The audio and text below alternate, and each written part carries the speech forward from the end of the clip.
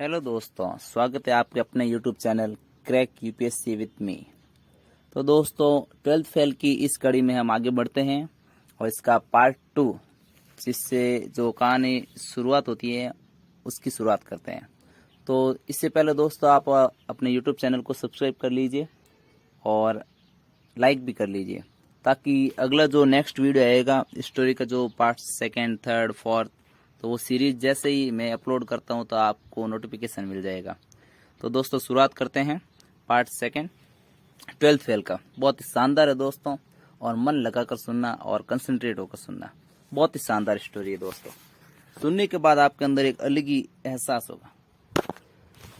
मार्च की एक सुबह थी। घर की छत पर सो रहे मनोज के चेहरे पर धूप पड़ने लगी थी। कुछ देर करवट बदलने के बाद वह उठकर बैठ गया। उसने देखा कि उसका दोस्त विष्णु अपनी छत पर गणित के सवाल हल कर रहा था।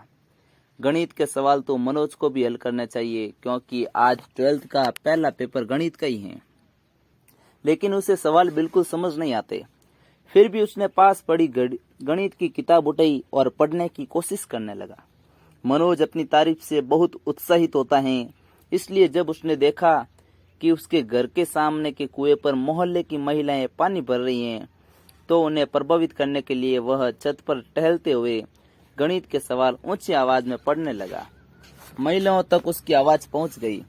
एक महिला उसकी तरफ इशारा करते हुए बोली, हमारो मोड़ा बिल्कुल ना पढ़त, एक मनोज है, रात भर छत पे लालटेन से पढ़त रहतो। अपनी तारीफ सुनने का उसका उद्देश्य पूरा हुआ। उसने व्यर्थ हाथ में पकड़ी किताब किनारे रखकर गुलशन नंदा का उपन्यास जलती चट्टान खोल दिया।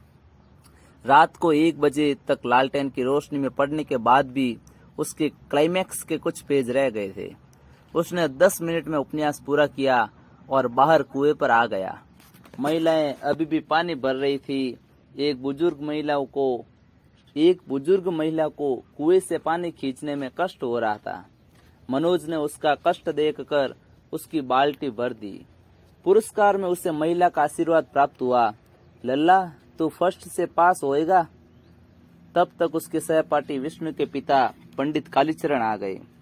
गांव के स्कूल में कक्षा 8 तक गणित पढ़ाने वाले पंडित जी कालीचरण मनोज और उसकी योग्यता को अच्छे से जानते थे।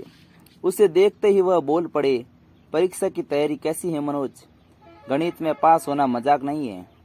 फिर पंडित जी ने अपने बेटे विष्णु की तारीफ करना शुरू किया। मैंने तो विष्णु से कह दिया है कि फर्स्ट डिवीजन से पास नहीं हुआ तो मैं उसकी पढ़ाई बंद करा दूंगा। पर मैं जानता हूँ विष्णु गणित में होशियार है, उसके मन में पढ़ने की लगन है। मनोज इस सच्चाई को नकार नहीं सका। उसने पंडित जी की मदद के उद्देश्य से उनके हाथ से पानी की बाल्टी ले ली और उनके साथ साथ चलते हुए उनके बेटे की तारीफ की। ताऊ, विष्णु जैसा होशियार लड़का तो पूरे जिले में नहीं है। मुझे तो पूरा भरोसा है कि वो इस बार जिले में फर्स्ट आएगा।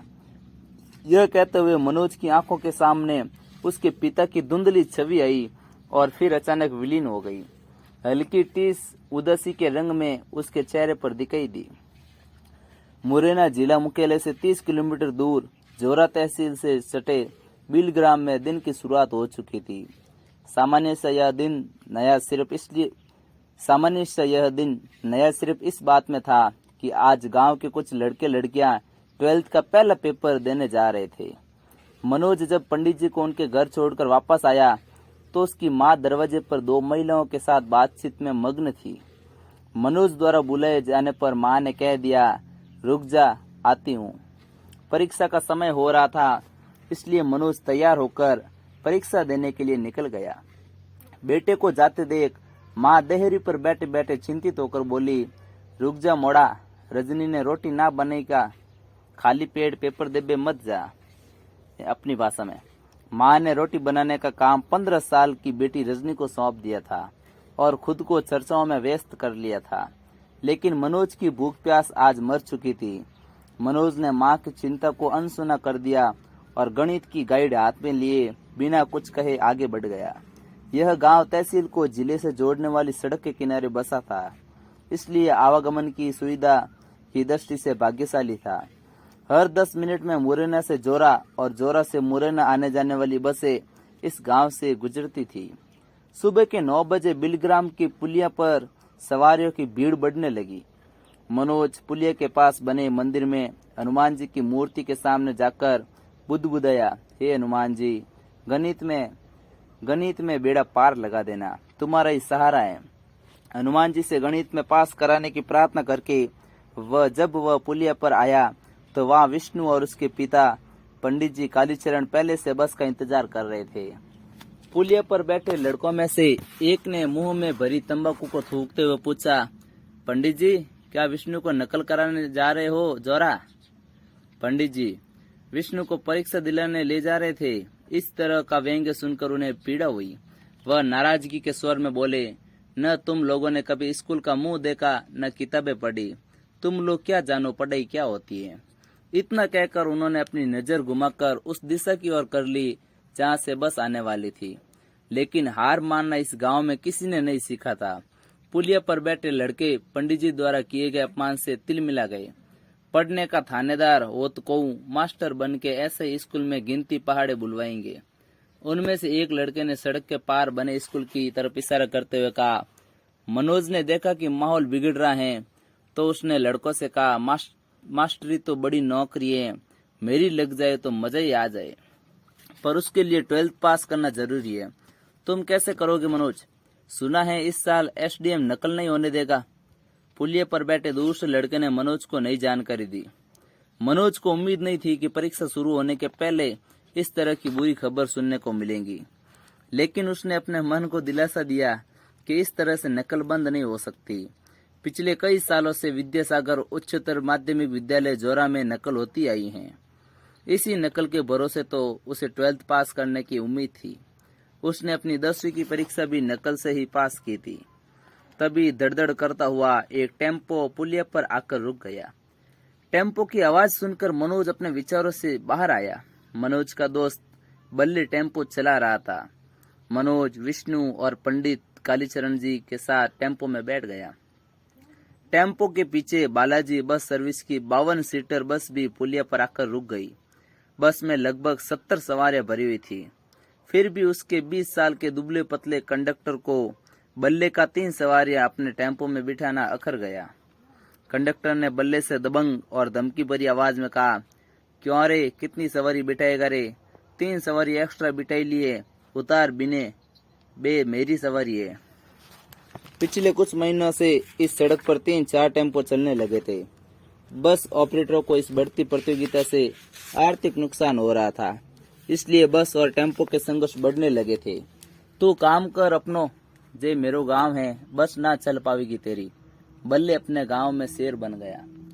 लेकिन बालाजी बस का मालिक धन और राजनीति से ताकतवर था।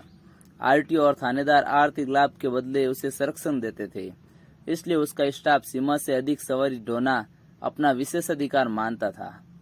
विवाद बढ़ता देख गांव के कुछ लोग टेम्पो के पास आ गए। गांव में एकता दिखाने का अच्छा मौका था यह। दुश्मन का पलड़ा भारी होता देख बस में बैठे ड्राइवर ने कंडक्टर को वापस बुला लिया। अधेड़ उम्र के ड्राइवर ने अपने अनुभव से यही सीखा था कि जब किसी गांव में अकेले गिर जाओ तो वहां से भाग लेना ही सही रणनीति है। बाद में अपने इलाके में उस संघर्ष को घसीटकर लाने की कोशिश करनी चाहिए। कंडक्टर बुनबुनाता हुआ वापस बस में चला गया, लेकिन वह बस के गेट से लटकते हुए बल्ले को भविष्य की चेतावनी देते हुए चिल्लाया, जा सड़क पे टेम्पो चलाओ, बुला देंगे, होश में रहिए। बल्ले भी कम नहीं था, उसने इस चेतावनी का जवाब ऊंची आवाज में दिया, गांव में से बस ना निकाल पाओगे, ध्यान रखिए। इतना कहकर बल्ले ने टेम्पो को गियर डाला और टेम्पो दरदर करता जोरा की ओर बढ़ गया। स्कूल के गेट के पास टेम्पो से उतरकर मनोज और विष्णु स्कूल चले गए और पंडित जी कालीचरण अपने बेटे को सुरक्षित स्कूल पहुंचाकर अपने किसी रिश्तेदार के घर की ओर रवाना हो गए। स्कूल के संचालक नरेंद्र सिंह ने बहुत मेहनत के बाद 12th बोर्ड परीक्षा का सेंटर अपने स्कूल में कराया था। अपने स्कूल में सेंटर होने से वह खुलेआम नकल कराने का वादा विद्यार्थियों से कर चुके थे। गणित, अंग्रेजी और साइंस के पेपर में इस एरिया के अधिकांश विद्यार्थी अपने बलबूते पास नहीं हो पाते थे, इसलिए नकल से पास होने की उम्मीद में स्कूल के विद्यार्थियों की संख्या क्षमता से अधिक बढ़ गई थी। विद्यार्थियों के झुंड भय, आश्चर्य और आनंद के मिले जुले भाव के साथ स्कूल में प्रवेश कर रहे थे। संचालक नरेंद्र सिंह अपने कमरे की खिड़की से आशीर्वाद भरी नजरों से इन झुंडों को देख रहे थे। आज नकल कराने का जिम्मा गणित के शिक्षक दुबे जी पर था। नकल कराने के लिए प्रत्येक क्लास में जाना उनके लिए असुविधा का काम था। इसलिए स्कूल के मैदान में टेंट लगाकर नीचे टाट पट्टियां बिछाई गई थी, जिस पर परीक्षार्थी बैठ गए थे। घंटी बज गई, पेपर बट गए। पेपर को एक दो बार अनजानी निगाहों से देखने के बाद मनोज ने पेपर जमीन पर रख दिया और गणित के सर दुबे जी का इंतजार करने लगा। दुबे जी ऑफिस में बैठकर प्रश्न पत्र हल कर रहे थे। एक प्रश्न पत्र करने के बाद उसे ब्लैक बोर्ड पर उतरवा कर फिर दूर से उत्तर की सप्लाई करना मेहनत और योग्यता का काम था। अभी दुबे जी सर द्वारा दिया गया पहला उत्तर ब्लैक बोर्ड पर उतर ही जा रहा था कि स्कूल के बाहर हलचल हुई। एक सफेद रंग की पीली बत्ती लगी बोलेरो स्कूल के कंपाउंड में आकर रुक गई। पुलिस की वर्दी में 5 सिपाही सीधे परीक्षा वाले मैदान में पहुंच गए। पुलिस को देखकर दुबे सर पहले तो हड़बड़ाए, फिर उन्हें लगा कि यह तो औपचारिक चेकिंग है जो हर साल पहले पेपर के दिन शासन द्वारा की जाती है, इससे क्या घबराना। पर जब पुलिस के सिपाहियों ने उनकी उम्मीद के विपरीत लड़कों से गाइड, नकल की पर्चियां आदि लेकर एक बोरे में भरना शुरू किया तो उन्हें यह समझते देर नहीं लगी कि मामला गंभीर है। उन्होंने घबराहट में बीड़ी सुलगा ली और ब्लैक बोर्ड डस्टर से साफ करके भागते हुए स्कूल के संचालक नरेंद्र सिंह के पीछे खड़े हो गए। सभी विद्यार्थियों को भरोसा था कि 10 मिनट की कवायद के बाद पुलिस चली जाएगी। उसके बाद उत्तरों की सप्लाई फिर से शुरू हो जाएगी। इसी भरोसे पर विद्यार्थियों ने धैर्य बनाए रखा। लेकिन 10 मिनट बीत गए और मामला सेटल नहीं हुआ तो विद्यार्थियों की बेचैनी बढ़ने लगी। उनके ऊपर फेल होने का खतरा मंडराने लगा। आज के इस रंगमंच के केंद्र में खड़े एक युवक की ओर इशारा करते हुए एक लड़का बोला, जे तो एसडीएम दुष्यंत सिंह है। दुष्यंत सिंह ने नरेंद्र सिंह से कहा, आपको शर्म आनी चाहिए, आप खुलेआम नकल करा रहे हैं। घबराए हुए लड़के और अधिक घबरा गए। एक सरकारी अधिकारी की ताकत देखकर मनोज को आश्चर्य हो रहा था। एसडीएम का रौब रुतबा गजब का था। हमेशा अपनी दबंगई में रहने वाला जोरा थाने का थानेदार कुशवाहा भी अपने से आधी उम्र के एसडीएम के सामने हाथ बांधे खड़ा था। नकल के इंतजार में बैठे लड़के एसडीएम को कोस रहे थे। नरेंद्र सिंह को समझ नहीं आ रहा था कि उनकी नकल की जमी जमाई सेटिंग एसडीएम ने कैसे बिगाड़ दी। नरेंद्र सिंह ने स्कूली शिक्षा के जॉइंट डायरेक्टर को फोन लगाकर एसडीएम की करतूत कह सुनाई। जॉइंट डायरेक्टर एसडीएम की कार्य प्रणाली से परिचित था। उसने कहा, दुष्यंत सिंह का कोई इलाज नहीं है। ऐसे अधिकारी होते हैं जिन्हें जमी जमाई व्यवस्था को उजाड़ने में मजा आता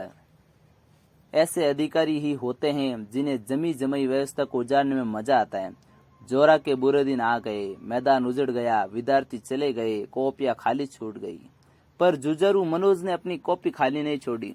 उसने सुना था कि कॉपी भरने से भी पास हुआ जा सकता है, इसलिए उसने पेपर में पूछे गए सवालों को ही उत्तर पुस्तिका में बार बार लिखकर उसे भर दिया।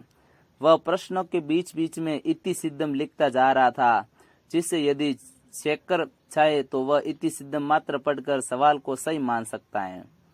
अंत में उसने चेकर से निवेदन भी किया कि उसकी दादी का स्वास्थ्य खराब होने के कारण वह ठीक से पढ़ाई नहीं कर सका था, इसलिए यदि उसे पास कर दिया जाए तो वह उसका एहसान मानेगा।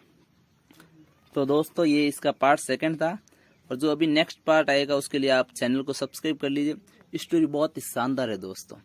एक बार इसे सुन लिया तो बार बार, जैसे कि अब अगला क्या चैप्टर है, क्या स्टेज है, तो बहुत ही मन करेगा इसको सुनने को। तो मैं कल इसका जो 2nd या 3rd पार्ट है वो लेके आऊँगा। तो इसके लिए आप चैनल को सब्सक्राइब जरूर करें। थैंक यू दोस्तों। हेलो दोस्तों।